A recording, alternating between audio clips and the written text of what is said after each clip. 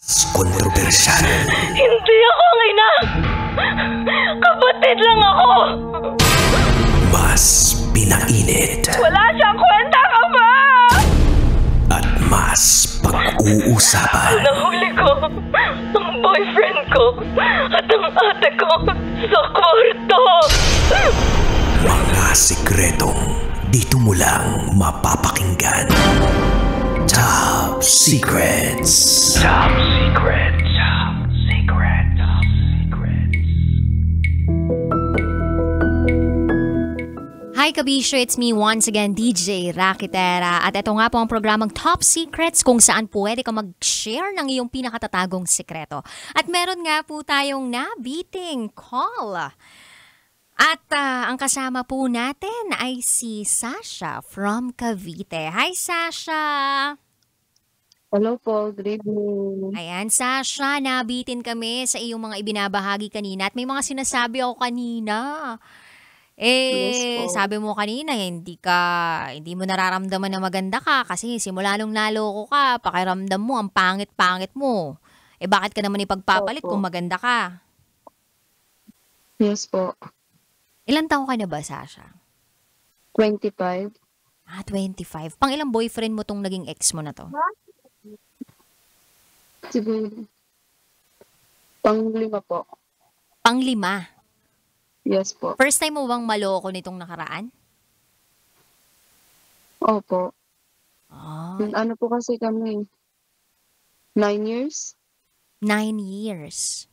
Ah, bakit? High school ka pa lang, naglalandi ka na? Elementary. Ay, elementary. Matindi-tindi ka rin, ah. 9 years old. Ay, 9 years kayong magkarelasyon nitong taong to. Kaya medyo mahirap mag-move Yes po. on. Ganon. Tapos, ang naging parang source of happiness mo. And yung nakapagbigay sa'yo ng atensyon at kalinga sa mga panahong ikaw ay nagdurusa, wasak na wasak. Ay, itong kasamahan mo sa trabaho na tago natin sa pangalang Bar. Tama ba, Bar? Yung Yes tawag po. natin kanina. Yes po, si Bar. So, kanino ka na fall ngayon? I mean, sino nang mahal mo? Si Bar o itong ex mo? Parehas po. Parehas! Pwede ba Yes yon? po. Yung parang po kasi yung, syempre, sa 9 years po namin pagmamahalan ng ex ko, nandun pa rin po yung, kahit nasaktan ako, naloko ko, nandun pa rin talaga yung pagmamahal ko hanggang ngayon. Yung tipong kapag bumalik siya, tatanggapin mo pa uli. Opo. Ay, matindi din kahit niloko ka na. Opo, parang feeling ko kasi kapag nawala siya, wala nagmamahal sa akin. Katulad ngayon, ito na naman. Sinubukan ko magmahal ng iba. Ito, naloko na naman. Walang kasiguraduhan. Ayusin lang natin yung pagkakasabi mo, ha. Ito ka na naman, naloko ka na naman. Una sa lahat, wala naman kayong label nito. So, hindi ka naloko. Naloka Opo. ka sa pagmamahal Yes mo po. dito sa taong to. Kasi wala kayong label. Pumayag ka na makipag-tsuktsak sa taong ito, nakasamahan mo sa trabaho, pumayag ka na gamitin ka niya. Nagpagamit ka naman kasi nga sabi mo nalulumbay ka. So hindi ka naloko Yes po. basically, naloka ka sa pagmamahal mo dito sa taong to o dun sa tinatawag nating parang right attention from a wrong guy. Sabi nga, the right attention from the wrong guy or the wrong person may fool you that he is the right one. Ulitin ko, the right attention during a lonely time may fool you that he is the right one. Kasi nandun ka sa state of vulnerability and you are opening up yourself again to someone na wala namang clear intention towards you. And the Yun nga problem po eh. here is not the other person, but yourself. If you want an honest opinion, at kanina nga, di ba sinabi mo gusto mong humingi ng parang konting advice about it? Yes po. Hindi ibang tao eh. Yung may problema, ikaw na eh. Kasi tingin mo sa sarili mo, hindi ka nakamahal-mahal. Wala ka ng klaseng pagmamahal na pwedeng matanggap. Wala nang tatanggap sa'yo. Yung ganun ba? Totoo po. So kung meron kang dapat ayusin ngayon, sarili mo. Nalulungkot ako sa totoo lang na merong ganyang klaseng tao at naniniwala ko na hindi lang ikaw nag-iisa. Ako pinagdaanan ko rin yan dati. Pero nung na-realize ko kung gaano ko kamahal ng Diyos, kung gaano niya ako kamahal na tinatanggal niya ako sa relasyon na alam niyang ikakawasak, ikakasira ng buhay ko na hindi ako magiging masaya, pag nakikita ko yung mga plano niyang yun, hindi man sa kasalukuyan na pinagdaraanan ko yung sakit na yun. Pero after few years or few months, mas naiintindihan ko yung magandang plano niya para sa akin. So pag naiintindihan natin kung gaano tayo kamahal ng Diyos, mas maiintindihan mo rin na dapat mong alagaan yung sarili mo.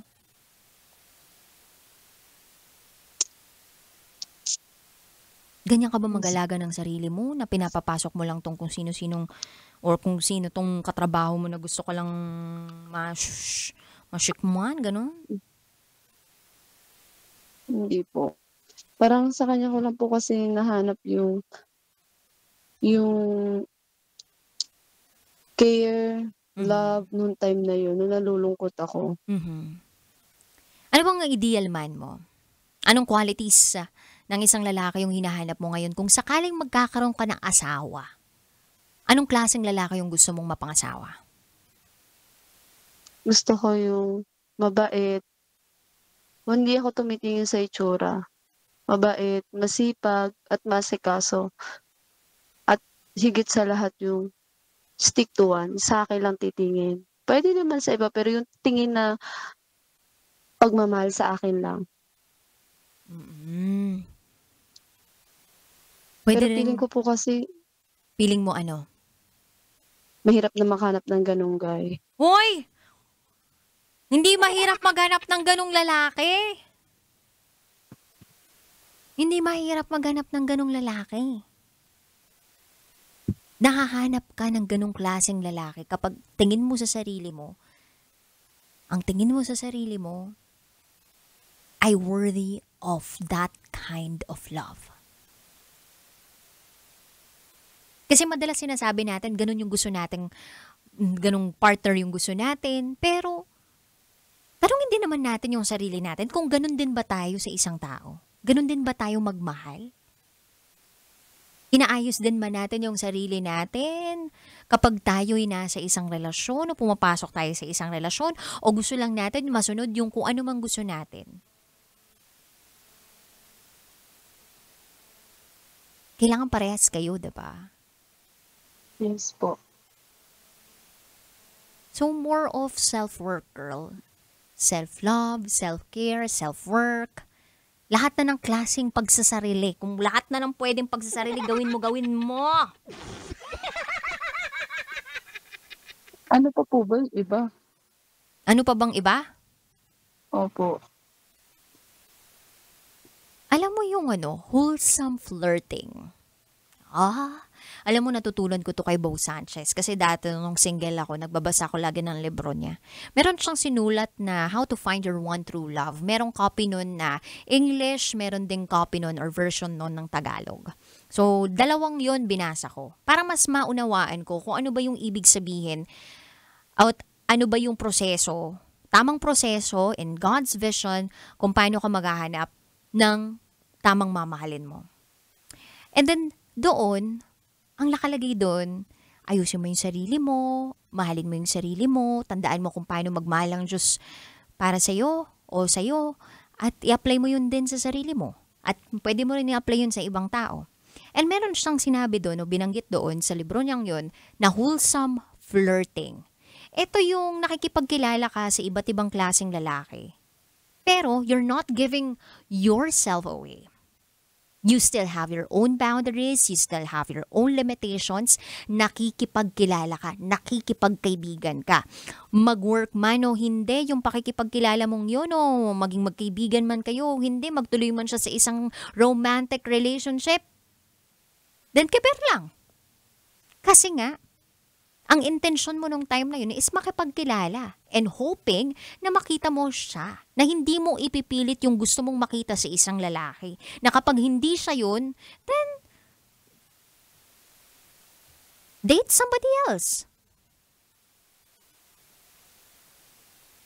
It's more about knowing what you want, loving yourself, knowing your limitations and boundaries.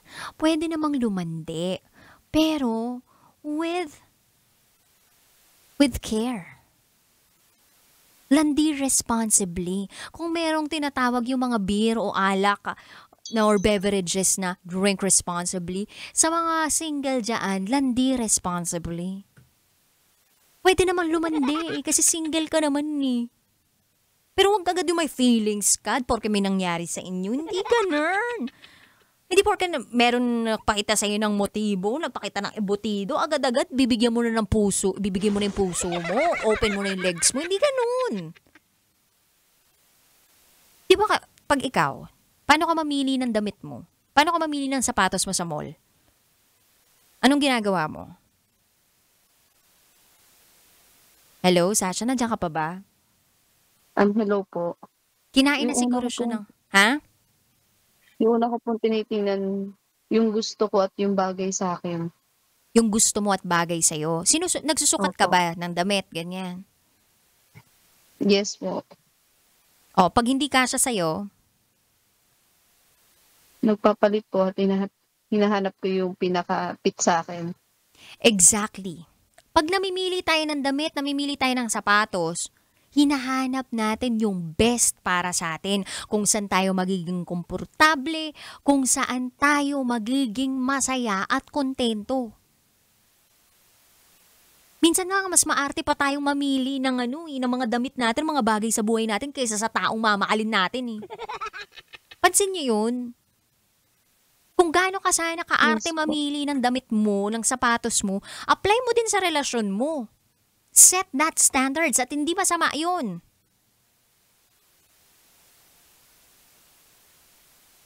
Pero kasi, syempre po, di ba? Parang damit lang rin. Kapag namili tayo ng damit, sa una gusto natin. At mga susunod na araw, nagbabago rin. Ibig sabihin, wala kang sense of commitment. Yes po, totoo po. Yun eh. Wala ka ring sense of commitment. Yes po. Diyan papasok yung Yun. commitment mo. Kung magiging loyal ka ba dun sa damit na yun? O hindi? And if you found yourself looking at that shirt or parang that someone na parang, hindi na siya fit for me. Then, let them go. Let that person go. Let that shirt go.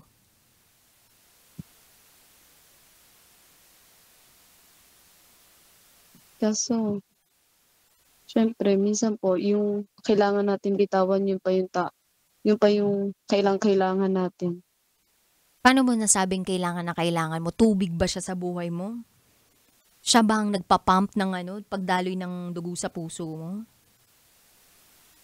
Yung, ibig ko po sabihin kasi yung kailangan, siya yung hanap ko sa umaga, sa tanghali. Parang, yung nasanay na ako. Nasanay na ako sa routine na ganun. So parang, ang hirap bitawan, ang hirap palayain kahit alam kong wala naman talaga. O di wag ka na lang bumitaw, diyan ka na lang forever. Diyan ka na lang forever. Sana maging masaya ka dyan sa feeling ng taong yan kahit wala kayong label, ganun. Or dun sa ex mo, bumalik ka na kahit manloko.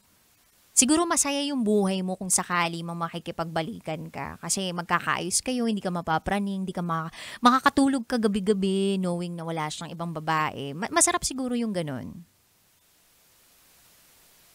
I think yun eh. Yes po. Kasi at the end of the day, ikaw pa rin magdedesisyon para sa sarili mo na kahit nagsisik ka ng advice ngayon sa programang ito na top secret sharing lang naman yung intensyon ng programang ito, nasa sayo pa rin yan. Kung gusto mong magpakatanga ka, go lang. Di ka naman titigil kahit anong sabihin namin dito eh. Kumbaga, yeah. Ikaw yan eh. But one day, you'll realize what I'm trying to point here. Or, alam mo naman yun, na-realize mo na yun. Nagbubulag-bulagan ka lang. I-savor mo na lang nga yung moment na yan, yung masakit, na masarap, na maano. Hanggang sa tuluyan na lang ikaw mapagod. Yun na lang yun. Anyway, may gusto ka pa bang sabihin, Sasha? Wala na po. Wala. Salamat na lang po ako sa po. Ayan. Thank you din. Salamat din po. Thank you din also for sharing your secret file or top secret. At sana makatulog na kayo ng bata dyan sa katabi mo, ha? Alam naming may bata dyan. Kanina pa namin naririnig. Okay po. Sige na. Ingat. Bye.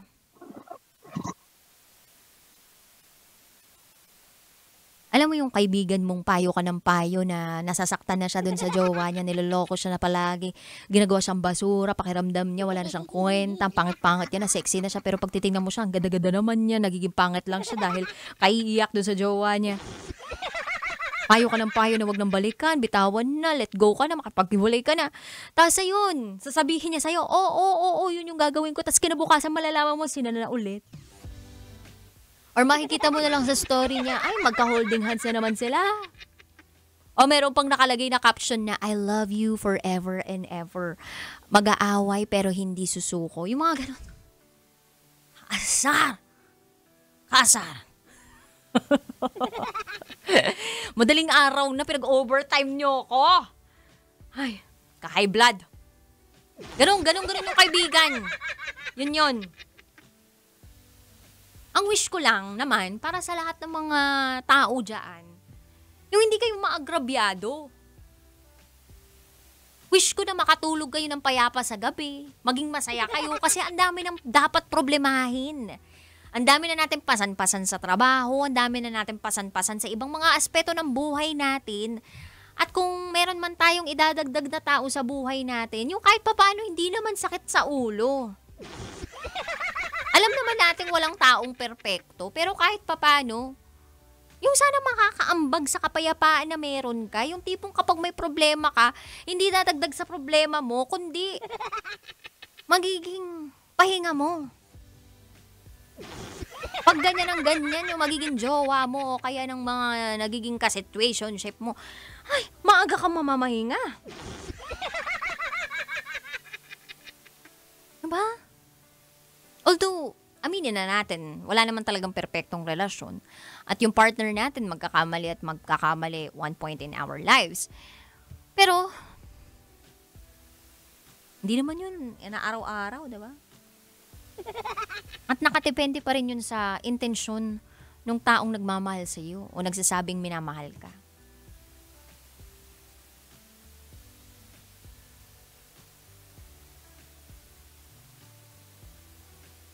At nakadepende din yan sa'yo.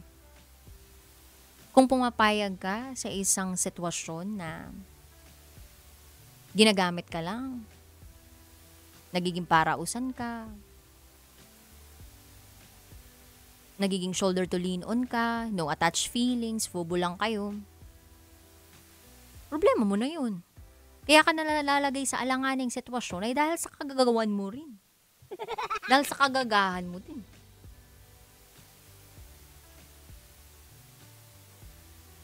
Kailan ka nakakita ng positive decision? Naging negative yung result. Parang wala namang ganun, diba?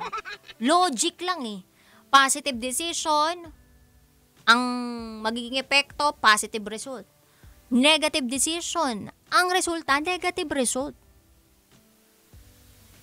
May mga bagay na kaya natin kontrolin sa buhay natin.